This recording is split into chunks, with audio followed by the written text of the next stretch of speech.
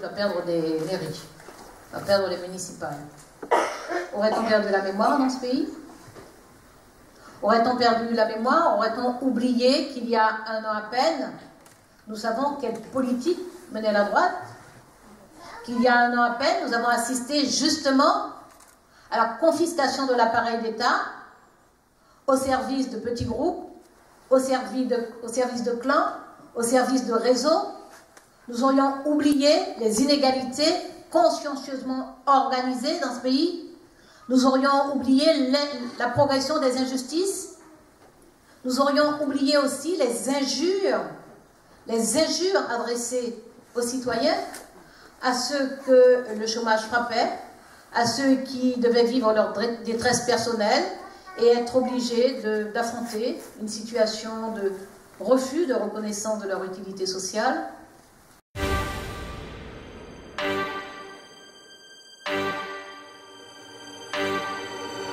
croyons en l'être humain. Et c'est un grand héritage des Lumières. L'esprit des Lumières, c'est de croire en l'être humain. C'est de considérer tout le combat qui a été mené par les philosophes des Lumières, a été d'affranchir les citoyens de toutes les aliénations, de toutes les dépendances, de faire des choix, de choisir leur croyance ou leur non-croyance, de choisir leur métier, en clair de choisir leur destinée personnelle.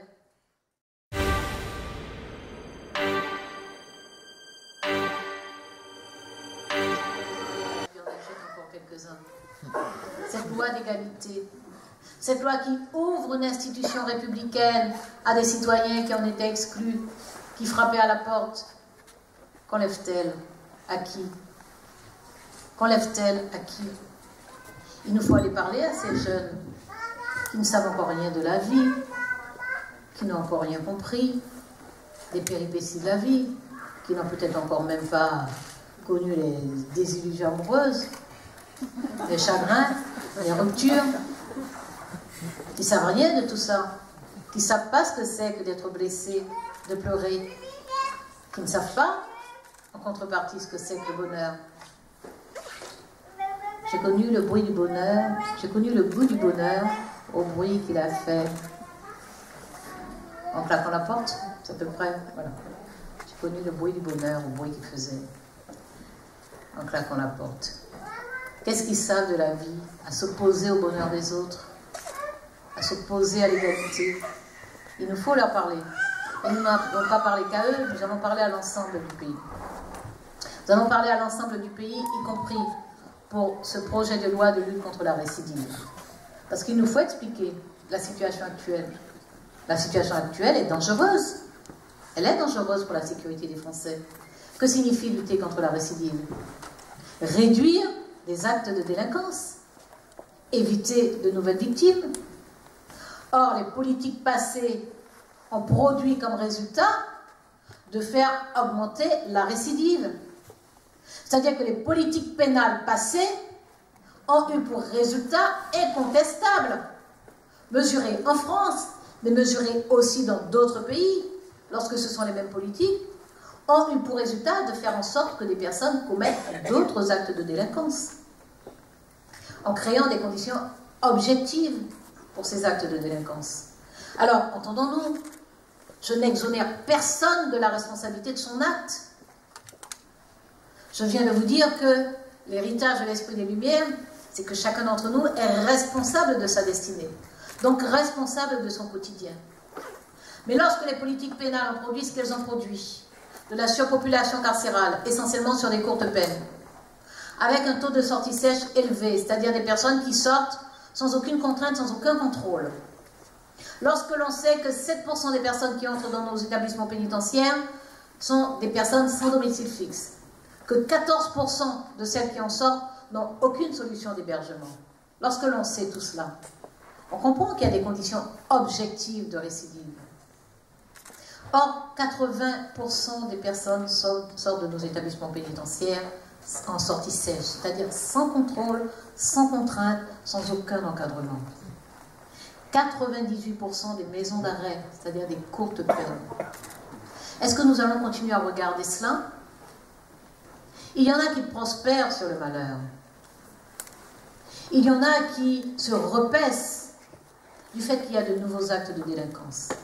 Nous, au gouvernement, notre responsabilité, et la mienne au ministère de la Justice, c'est de dire la part de délinquance qui, d'une certaine façon, revient au ministère de la Justice, parce que ce sont des détenus qui sortent dans des conditions qui favorisent la récidive. Cette part-là, il faut qu'on la prenne à bras-le-corps et qu'on la réduise. C'est ça l'objectif de la lutte contre la récidive. Faire en sorte de réduire drastiquement les sorties sèches. Faire en sorte que les détenus sortent avec des contraintes, avec un contrôle, avec un encadrement.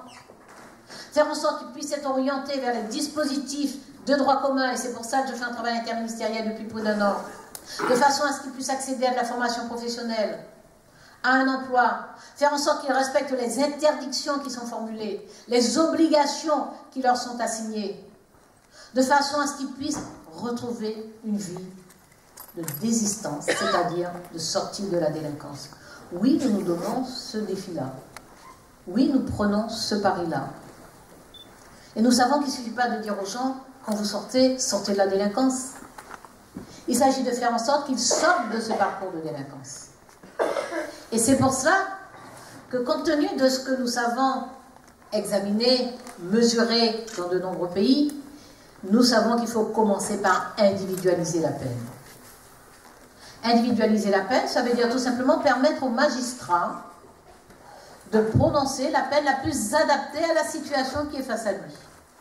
À l'auteur de l'acte, il s'agit de délit, aux faits qui ont été commis, aux circonstances dans lesquelles ces faits ont été commis, à l'attitude de cet auteur de délit par rapport à l'institution judiciaire, par rapport à la victime ou aux victimes, par rapport à la société lorsqu'il n'y a pas de victime, à son comportement en termes de réparation vis-à-vis des victimes ou vis-à-vis de la société, et le magistrat doit pouvoir prononcer la peine la plus juste.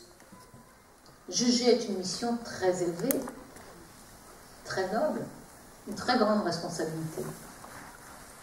Et si nous confions cette mission à quelques-uns d'entre nous, nous devons être capables de leur faire confiance. D'où la nécessité de supprimer les automatismes. Les automatismes qui limitent la liberté d'appréciation des magistrats. Et ces automatismes qui non seulement limitent leur liberté d'appréciation, mais les ont conduits ces dernières années à prononcer des peines dont ils savaient qu'elles n'étaient pas adaptées, mais qui étaient des peines qui leur permettaient d'échapper au prononcé d'incarcération ferme.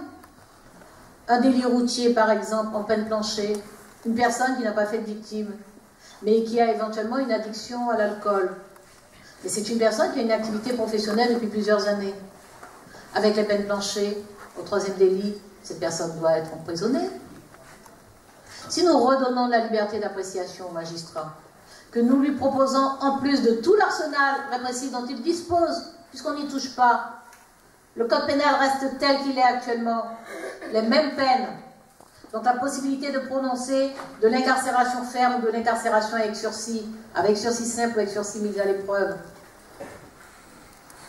les mêmes alternatives à la peine d'incarcération si le juge l'estime nécessaire, en rappelant que la loi pénitentiaire impose d'examiner la situation de chaque personne condamnée à de la prison ferme jusqu'à 2 ans.